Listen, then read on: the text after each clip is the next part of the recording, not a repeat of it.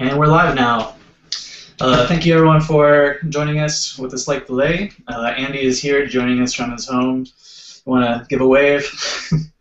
And we have a special hangout focusing almost exclusively on post-race recovery. So this is nutrition, a little bit of fitness, how to get back and not lose yourself right after something that attacks you hard. This is a common question that Andy gets asked all the time, so this is an appropriate focused hangout as opposed to some of our race-based ones. And to start things off right away, we're going to take this question from Matthew Vance. He asks, do you refuel after a race, basing this on the calories that you burned, or instead are you more focused just on the nutritional content? What are you basing this off of primarily on recovering? Yeah, so one of the really I don't know the last time it hasn't been asked is what do you eat before a race and how do you prepare pre-race nutritionally? And not enough people ask the question of, in terms of diet, what do I do post-race to optimize recovery? And I've got a few tips. Now, whether you're doing a race that takes an hour long or 17 hours long, I think that what you put in your body after you're really taxed it is super important. A couple of the things that I've heard and experimented with is the timing on which to refuel. Now, certainly after you finish an Ironman, you're going to want to go to the post-race buffet. And go to what you can tolerate, but you're going to want to put calories in pretty quickly. And if you can get any protein in about 30 minutes after you've finished, that's totally ideal. The way I look at it is I look to refuel with a little bit of protein and some carbohydrates because that's what my body is craving within 30 minutes. If I can't do 30, I aim for 60. But there is that small window when your muscles are screaming for muscle rebuilding protein that you demand. And so I try to answer that with eating some protein. And then after the immediate race is over, I totally listen to cravings.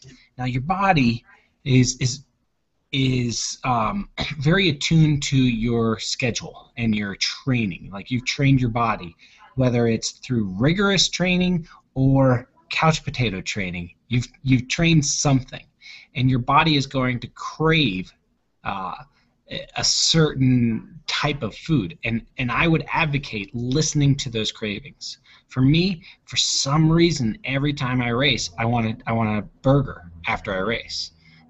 So that'll be the night after the race. I will have a burger, and it's extremely rewarding. It's like, and I hardly ever eat burgers too. So I listen to that craving. Once the race is over, the next day, I wouldn't go too far on the cheating side of like having junk food. I would look to get really good nutrients into your body as soon as possible, as well as maybe drinking water, a fair amount of water. Not necessarily electrolytes, a few electrolytes, but mostly water to flush out if you had been consuming maybe 20 gels the day before in an Ironman. That's a lot of processed nutrition that your body is trying to regulate. So I look for water to flush things out, and I go right to the high impact foods with a ton of color. So for me, that's like things like blueberries, anything green, anything that's really colorful. That's where you're going to want to go. The things that are bland, like your grains, they're okay, but I would lean a lot more towards colorful foods and have your kind of color palette be your guide. Looks like we have a kid running in the back. I do.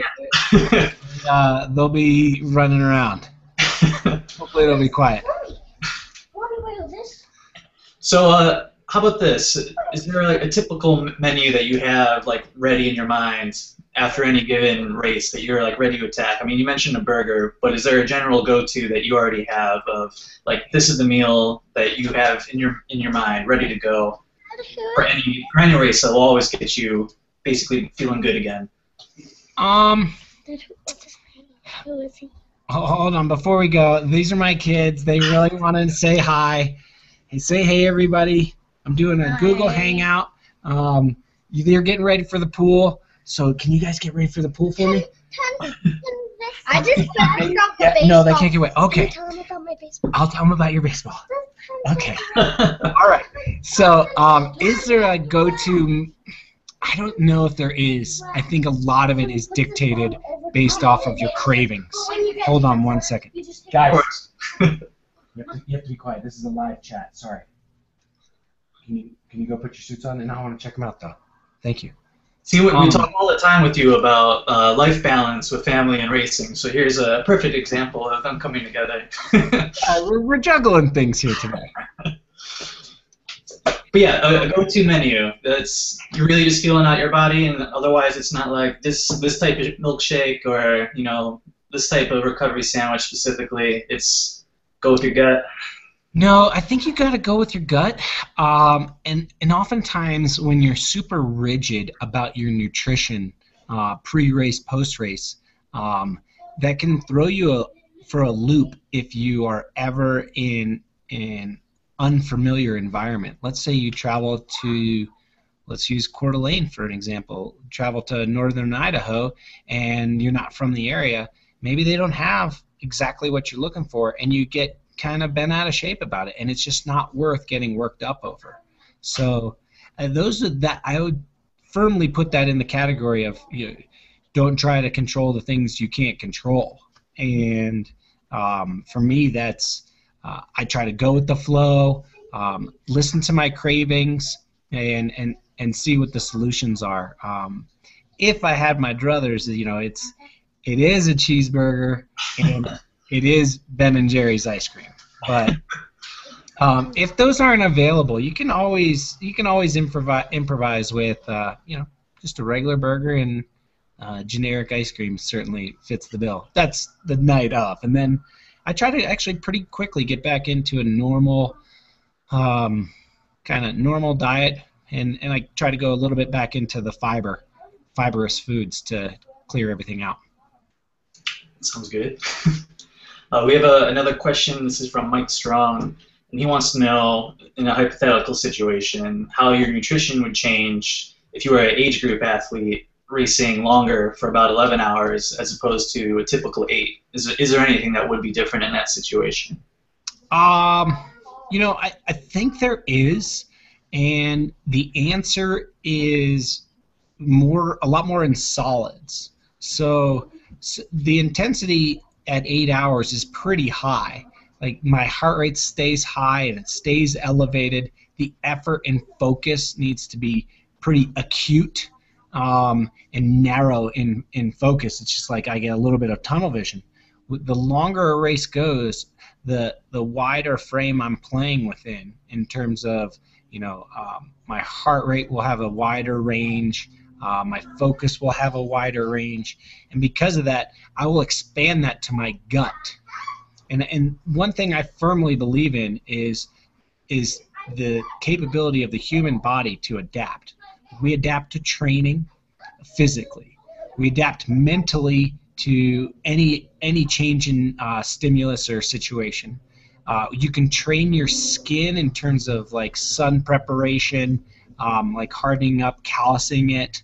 So you don't get kind of a stress reaction the first time you're exposed to like a really hot sunny race. And last but not least is you can train your gut. You can train your gut to either absorb certain things better or just be more familiar with things. So when you're in a longer race, you have a wider spectrum to play within, and that's when I would introduce a few more solid foods. I would look outside of the typical races for me. So for 8 hours, like I'll stick pretty closely to what my body's actually demanding, in terms of the carbohydrates, the glycogen that needs to be replenished, potassium, sodium. Like Power Bar answers a lot of those questions for me, and but if the longer I go, that's when I look for more whole foods, just something really that you naturally want. Like, so in a special needs bag, I would put things that I typically eat either during a workout or post-workout, like a sandwich, a whole piece of fruit, some whatever it is I normally eat. So for me, that's kind of like a sandwich, a pickle, which is super salty, and some salty chips. But yeah, that's kind of, I would aim to look for like something a little bit more whole and full food. All right. Well, nutrition is not the only thing that's part of a post-race recovery. So aside from, throwing on the foil blanket and getting a courtesy massage, what are you saying would be some key things that you need right after the race, like the amount of time it takes, or what type of a break before you're able to start to function? What's your process after that? The process has been challenged. I'll say that straight up. I have pushed the envelope all the way from racing an Ironman one weekend, and literally 2 weeks later, 13 days actually, I've raced a half Ironman, and hard. So I've pushed the envelope in terms of like forcing the recovery, but the best recovery is when my body dictates. I listen to my body, and my body will dictate when I'm ready. And sometimes that's really hard for guys like you, Nathan, if you don't naturally tap into listening to your body on a minute-by-minute basis. It's kind of hard to listen to the cues that it's telling you. And for me, I'd say the one thing that I can always count on is between the ears, I get more motivated. I'm motivated to get back on the bike. I'm motivated to, get back in the water. And to either I'm motivated to replicate a personal performance, or I'm motivated to improve. So after Coeur d'Alene, I actually took a whole week off, and I did nothing. I swam in the lake in Coeur d'Alene 3 times. That's it. And by swimming, it means carrying my kids around and throwing them in the water. So I really didn't do much. I was actually ready to do stuff on Thursday, and I just told myself to hold off. I purposely kind of slow played it. I think slow playing it in the long run is probably the best bet for the majority of people out there, especially when you put a lot of eggs into a performance and into a basket of an event. Let's go right off of that. How would you pace out, race to race for the proper amount of time between that that your body is ready to go again? Yeah. So at the beginning of the year, when I sit down with my coach, we actually I'll tell him the races I want to do or races I'm thinking about doing, and what he does is he says, okay, well, whatever it is that you want to do, whatever the race it is or races you want to do, I can get you ready for those. But the key is not so much the peak of the event, it's the time or the trough in between the peaks of the event. So we try not to make the valley. So if you've got an event here and an event here, and they're 3 weeks apart, we try not to drop down too low and then peak for an event. We try to get it a little dip and then a build to our event. So we look at time in between races as a key component. I've done, back-to-back weekends, and I've done, 4 or 5 months in between races. So I've honestly played the whole spectrum of it, and my best conditioning is when I get into a nice rhythm of 3 to 4 weeks in between races. So I have a goal or an opportunity in front of me that I can look forward to, but at the same time, it's like I'm not panicked about cramming in fitness, because fitness doesn't necessarily listen when you try to cram it in. It takes time to develop. So I look at time in between races. Motivation is key, and how to stay motivated in between races is to not overdo it the first day into it. It's to really build into it, build your fitness, both mentally and physically. All right, we have another question from Matthew, which hopefully is not a slight joke at you. And you don't have to name any names, but do you think athletes reward themselves too well for shorter races, like getting a 3,000 calorie burger and fries after only burning 700 calories in the sprint? Like, is that out of balance, and do you see that? I don't think so, and my reason is because I hope that they put in the work, and there needs to be a carrot, and there needs to be a reward. Like I was just talking to my kids, and we put the carrot in front of them of, hey, we can go to the drive-through ice cream place tonight if you're good. And so like there needs to be some sort of deposit, withdrawal, reward process in it, because that's how people get motivated. However, a cheat meal or a one-off event in terms of like splurging calorie-wise, I wouldn't